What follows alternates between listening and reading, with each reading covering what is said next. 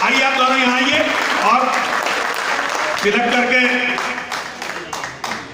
जयकारा वीर बजरंगी, वीर बजरंगी। अब ये 2,08,000 रुपए के आसपास हो गए हैं।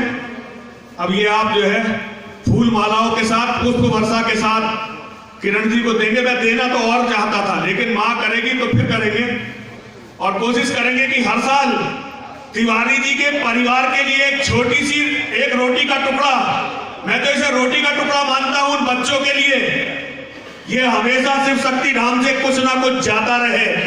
और ये हम ना रहे तो जो लोग भी कल शिव शक्ति धाम को संभालें वो इसे अपनी जिम्मेदारियों में महसूस करें। मैं बहन चेतना जी से, राजेश पहलवान जी से, अनिल यादव से, जो मेरे बाद शिव शक्ति धाम को संभालेंगे, बाबा परमेंद्र आर्य से, इन सभी लोगों से अनुरोध करना चाहता हूं, जहां कहीं भी कोई हिंदू धर्म के लिए लड़ता हुआ मारा जाए या धर्म के लिए लड़ता हुआ जेल चला जाए, उसकी मदद जरूर करिए। और मैं कैप्टन साहब, मैं परमवीर चक्र विजेता कर्नल साहब से भी अनुरोध करता हूं, क्योंकि कर्नल साहब ने उस दिन अगर पैसे नहीं इकट्ठे करे होते तो हम ये दे नहीं पाते। मैं कर्नल साहब से अनुरोध करता हूं कि एक बार आए और फूल मालाओं के द्वारा इस बिटिया का स्वागत करें, क्योंकि ये कर्नल साहब ने वहीं बैठे बैठे प्रेस कॉन्फ्रेंस में ये भाई सब दो, मैं भी देता हूं, तुम भी दो, वरना मैं तो सोचता ही रहता हूं, मदद कर नहीं पाता। ये कर्नल साहब का, सब लोग कर्नल साहब के लिए जरा जोरदार तालियां बजाएंगे। अब मैं बच्चों का संतुलन लगभग 70% हो जाएगा। 70% बच्चे मुसलमानों में होंगे, बाकी सब केवल 30 या 28 में रह जाने वाले हैं। और ये जो आज 10 साल से कम के बच्चे हैं, अगले 10 साल के अंदर ये वोटर हो जाएंगे। चिंतन करने वालों ने अभी इसकी चिंता नहीं की है। भागने के लिए जमीन कब पड़ने वाली है? हिंद महासागर तुम्हारी लाशों को समाने के लिए कब पड़ने वाला है? एक भी मंदिर बचने वाला नहीं है, एक भी मंदिर। अभी मेरी बात अजीब सी लगती है, जैसे कल कह रहे थे कौशिक जी कि जब इसने ये बात करनी शुरू की थी तो मुझे लगता था कि ये कोई पागल है। बैठो बैठो बैठो। लेकिन ये इतिहास याद रखेगा, स्वामी जी की नरसिंहानंद चिल्लाता रहा और किसी हिंदू ने, विशेष रूप से धर्म गुरु समाज ने कुछ भी नहीं किया। आपको उस समय भी महामंडलेश्वर रहना होगा, हमारी उम्र के लोग चले जाएंगे।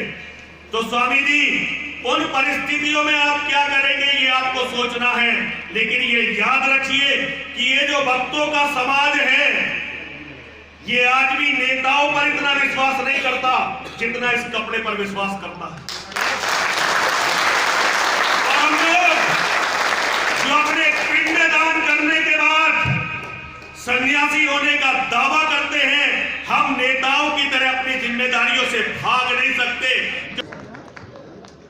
मंच पे विराजमान परम आदरणीय जगत गुरु शंकराचार्य जी, साधु संत महात्मा परम श्रद्धेय यति नरसिम्हानंद जी महाराज, मैं सबसे अनुरोध करूंगा कि सब मिलकर जोर से जय घोष करें, जय काले वीर बजरंगी। मैं सबसे पहले नरसिम्हानंद जी महाराज का बहुत धन्यवाद करूंगा कि उनके आदेश से मुझे आप सबके दर्शन करने का शुभ अवसर प्राप्त हुआ। मंच पे जो विद्वान परम आदरणीय साधु संत समाज है, उनके चरणों में आशीर्वाद लेने का अवसर मिला।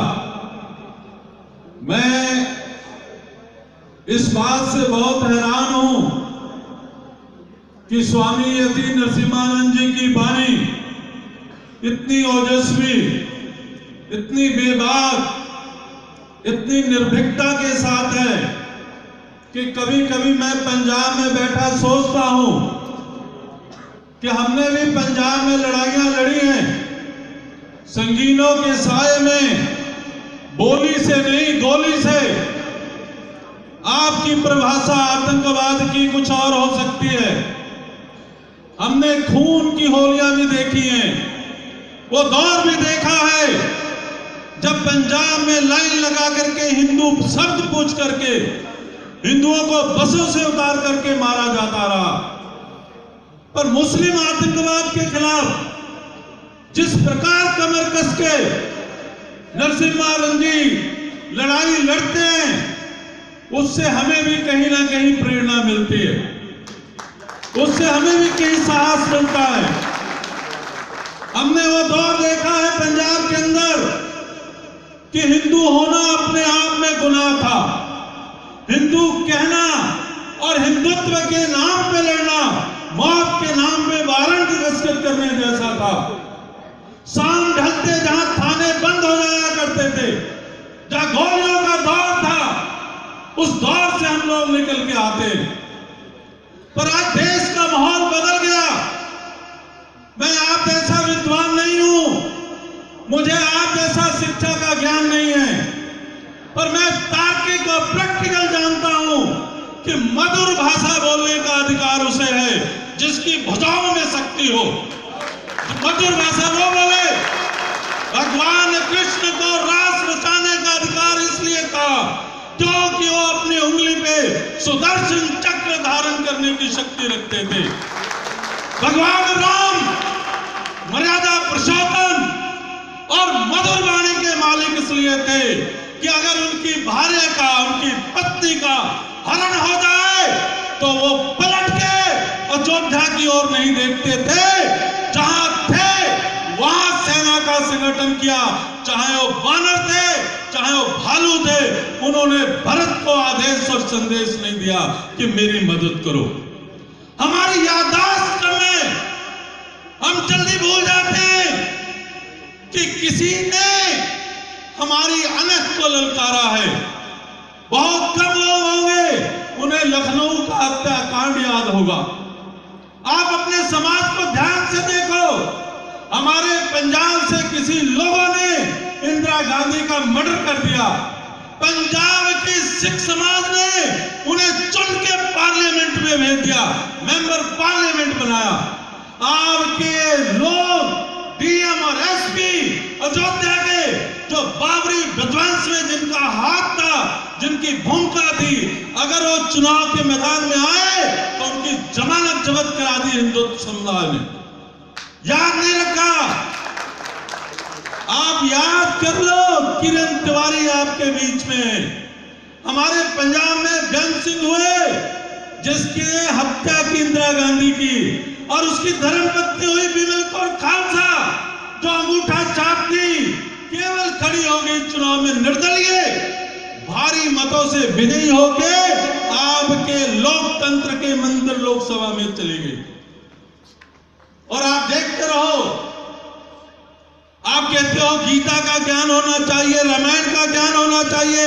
हाँ, होना चाहिए, पर मंदिर के कपाट के अंदर रोज हो वो जुमे की नमाज पढ़ेंगे, चर्च में गुड फ्राइडे होगा, गुरुद्वारों के अंदर सुबह शाम कीर्तन होगा, लेकिन आपके मंदिर में कोई रामायण की चर्चा नहीं करेगा, कोई गीता की चर्चा नहीं करेगा, कोई माँ के अष्टभुजाओं की चर्चा नहीं करेगा। और फिर आप मुस्लिम से लड़ने की जुर्रत करोगे जो रोज करबला का इतिहास दोहराते हैं, जो रोज अपनी नमाज में अपने आप को याद करते हैं। आप उनसे लड़ने की कोशिश करोगे जिनका धर्म बढ़ते बढ़ते विश्व में छा रहा। आपने अगर लड़ना है तो एक हाथ में माला और दूसरे हाथ में भाला होगी, तब जाके लड़ोगे। भगवान परशुराम ने भी यज्ञशाला में जहां धनुष तोड़ा गया, भगवान राम ने कहा कि मैं डरता हूं आपके चरणों से, आपके पास एक हथियार है, ब्राह्मण के उस चरणों से मैं भय खाता हूं। पर जब परशुराम जी ने कहा कि मैं चुनौती देता हूं रण का, तो भगवान राम ने भी उत्तर दिया, याद रहे भगवान, क्षत्रिय कुल में जन्म है मेरा, अगर रण की चुनौती होगी तो लड़ना होगा। यह हमारे कुल का एक संदेश था, आपको लड़ना होगा। लड़ना कैसे? केवल जज्बातों से नहीं। पंजाब का हिंदू शेर था, डरपोक नहीं था। उसने लड़ा, त्रिशूल के जोर से लड़ा, नारा दिया, शिव शक्ति का जाप करेंगे, अपनी रक्षा आप करेंगे। यह पंजाब का हिंदू था।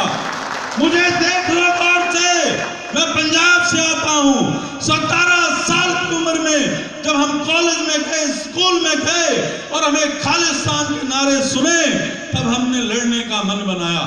हमें नहीं मालूम था कि हम लोग सुरक्षा के घेरे में आएंगे, हम लोग नेता हो जाएंगे। ये सपना नहीं था।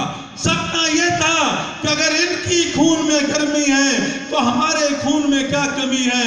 हमने भी पंजाब में जन्म लिया है, यहाँ का पानी पिया है, यह मिट्टी हमारी भी उतनी है जितनी इनकी होगी। और चुनौती स्वीकार की। आज भी हम लड़ रहे हैं, आज भी हमारी लड़ाई जारी है। मैं स्वामी जी को फिर एक बार प्रणाम करते हुए, साधुवाद देते हुए यति नरसिम्हानंद जी को कि आप बहादुरी से लड़ रहे हैं। हम आपको कुछ दे ना पाए, लेकिन जहां भी खून की जरूरत होगी, मैं पंजाब के युवाओं की लाइन खड़ी कर दूंगा। और आज लाठी का दौर नहीं है, आज लाठी का दौर नहीं है। आज दुनिया AK-47 पे पहुंच गई। अब हमें भगवान कृष्ण को देखना होगा, राम को समझना होगा, जिन्होंने पानी से तिलक कर दिया विभीषण का, उसकी लालसा को पहचाना। हमें भी कुछ लोगों की लालसा को पहचानना होगा, उनका तिलक करना होगा, अपनी ओर लाके खड़ा करना होगा, ताकि वो लंका का भेद बता सकें और हम जीत सकें। मैं ज्यादा नहीं बोलते हुए, मैं इनको भी, हमारे जो सेना के सिपाही हैं, उनका भी मैं बहुत साधुवाद करूंगा कि सबका ध्यान कर रहे हैं। मंचासीन साधु संतों का और हमारे भारतीय सेना के वीर जवानों के चरणों में प्रणाम करते हुए एक बार जोर से जय घोष लगा करके मैं अपनी वाणी को विश्राम दूंगा। जय करे वीर बजरंगी। 25 फरवरी को हम लोग हनुमान जी का एक विशेष कार्यक्रम करते हैं। स्वामी जी को भी निमंत्रण दिया है और संतों महात्माओं को भी मैं निवेदन करूंगा कि स्वामी जी के नेतृत्व में आए, तो मैं बहुत अपने आप को अहोभाग्य समझूंगा। जय श्री राम, जय श्री राम, जय श्री राम।